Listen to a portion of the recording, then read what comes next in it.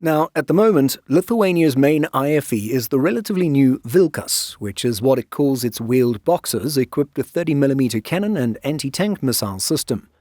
Its only APCs are its old M113s.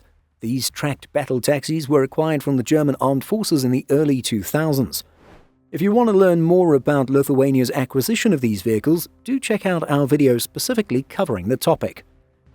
This collection of vehicles means Lithuania is the only Baltic nation without a modern APC. Latvia has the Patria 6x6, while Estonia has its older XA series PASI vehicles and brand new Arma 6x6s from Turkey. And so we have to ask, does Lithuania need a modern APC to replace its M113s? And if so, what should it purchase? We unpack these questions for today's video. When it comes to armoured combat vehicles, there are broadly two types: IFVs, infantry fighting vehicles, and APCs, or armoured personnel carriers. What's the basic difference? Well, an IFV not only has capacity to carry dismounted infantry into battle, but also provide heavy fire support, often in the form of an autocannon. In terms of firepower, it's a step up from a basic APC, which is often referred to as a battle taxi, providing armoured transport to take soldiers to the front line. As we noted in our video on Lithuania's M113s, the platform is old. It entered service with the US Army in 1960. And while the country's M113s and M577s have seen upgrades, they are now over 30 years old at their core. The M113 has driver and command hatches on top and a hydraulically lowered platform with doors at the rear. The armoured vehicle weighs about 10.4 tons and can accommodate about 12 soldiers and a driver. A technically prepared M113 can swim with the help of tracks with quote-unquote swimming speed of 6 kilometers an hour. Thinking about how to answer our main question, we have to ask ourselves even more questions. Is the M113 still an effective machine? Well, an article titled "It's Past Time to Retire the M113" found on the Association of the United States Army is obviously taking the position that the M113 is not useful for today's conflicts.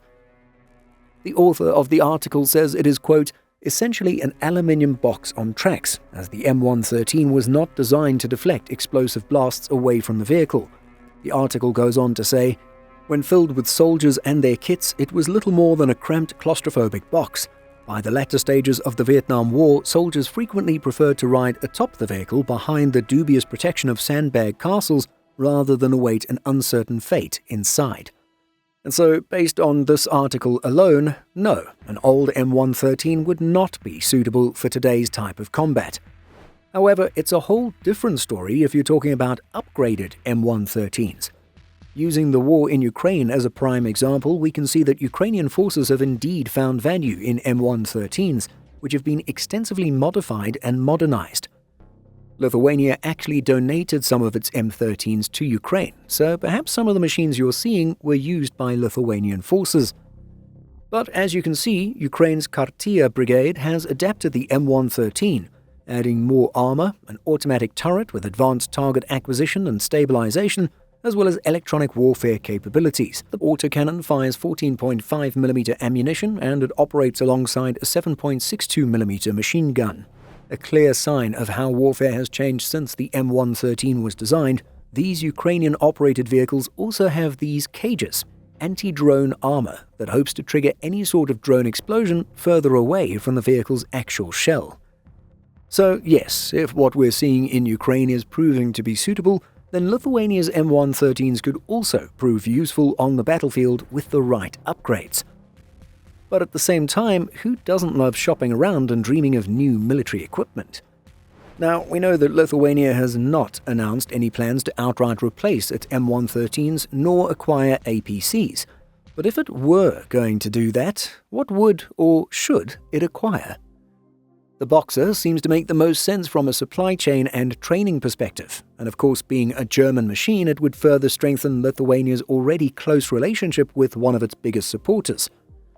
Lithuanians' IFVs are based on the Boxer, and so the country's forces would have a much easier time integrating APC variants into operations.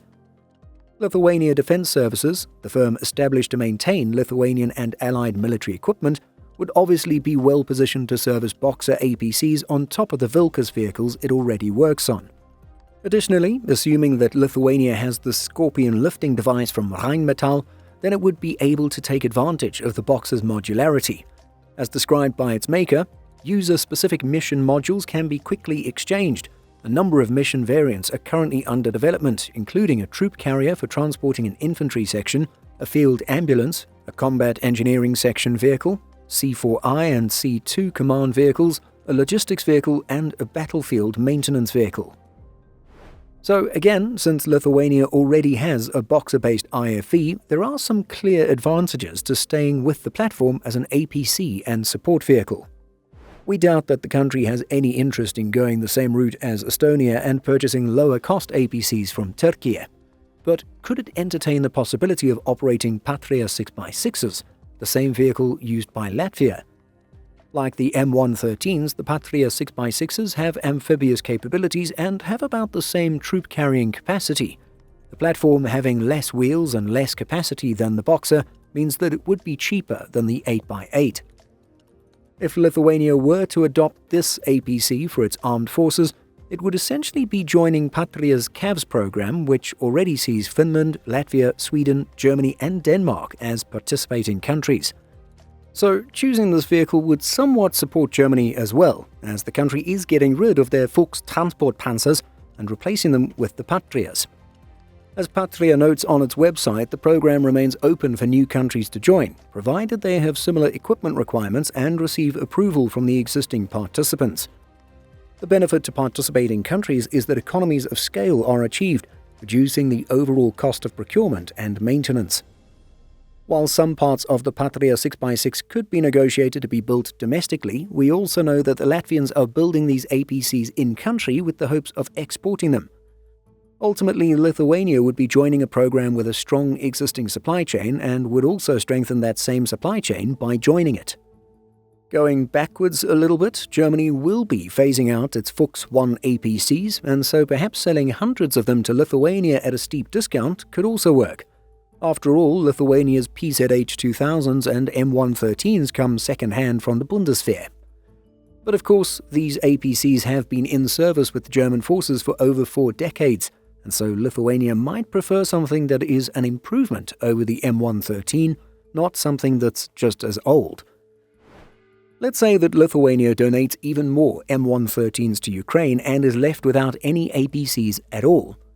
In this case, we have to ask ourselves if Lithuania even needs APCs, because maybe a force fully based on the Vilkas IFV is enough. As explained in this article from the Journal of Military Operations, the IFV is designed to fight, to engage in direct fire combat with the enemy, either with the infantry section or fire team mounted, or in support of a dismounted section. In contrast, the APC delivers infantry to a point where they dismount and fight on foot. The article puts the IFV vs APC debate like this: do you want to trade a turret for additional dismount troops? Maybe this is an acceptable trade-off for Lithuania.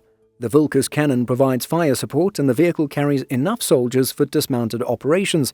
Not as many as a dedicated APC, but enough. That's more of a tactical doctrine topic that's a bit over our heads. At the same time, we have to remember that APCs aren't there just to drop troops off. These vehicles are used frequently as medevac and combat support vehicles. With these functions in mind, APCs are generally cheaper than IFVs and still provide better protection than a regular truck, especially when moving along the grey zone. It simply seems like something is needed to bridge the gap between the JLTV and Vilkas IFV. Ultimately, it feels like we're asking questions that no one really needs answering at the moment, since the Lithuanian military hasn't mentioned anything about new or upgraded APCs. In case you were wondering, these are Lithuania's modernization priorities, and so battle taxis are nowhere to be found. What do you think about Lithuania's APC situation? Should it go all in to modernize its M113s? Should it acquire something new, like the Boxer or Patria 6x6? Or maybe a little bit of both? Let us know what you think by leaving a comment. As always, thanks for watching.